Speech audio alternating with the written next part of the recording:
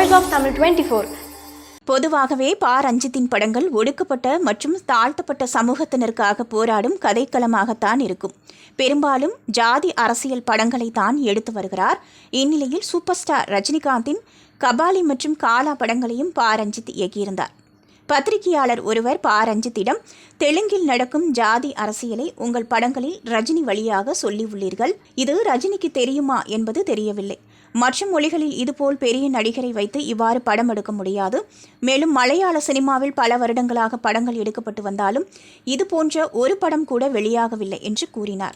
ரஜினியை பற்றி பேசிய போது பா ரஞ்சித் நக்கலாக சிரித்திருந்தார். மேலும் தனது படங்கள் மூலம் ரஜினியை பா ரஞ்சித் பயன்படுத்தியுள்ளாரா என சூப்பர் ஸ்டார் ரசிகர்கள் ஆவேசம் கொண்டுள்ளனர். ரஞ்சித்துக்கு வாய்ப்பு கொடுத்து சினிமாவில் அடையாளமும் அந்தஸ்தும் கொடுத்தது ரஜினிகாந்த் தான். மேலும் ஆரம்பத்தில் ரஜினியிடம் வாய்ப்பு கேட்கும்போது, இது உங்களுக்கு இன்னொரு படம், ஆனால் இதுதான் என்னுடைய ஃபியூச்சர் என பா ரஞ்சித் கேட்டிருந்தார். இப்போது நல்ல நிலைமைக்கு வந்தவுடன் ரஜினியையே அசிங்கப்படுத்திவிட்டார் என கொந்தளித்துள்ளனர். நீங்க பார்த்துட்டு இருக்கிறது Voice of Tamil 24. Like, share and subscribe.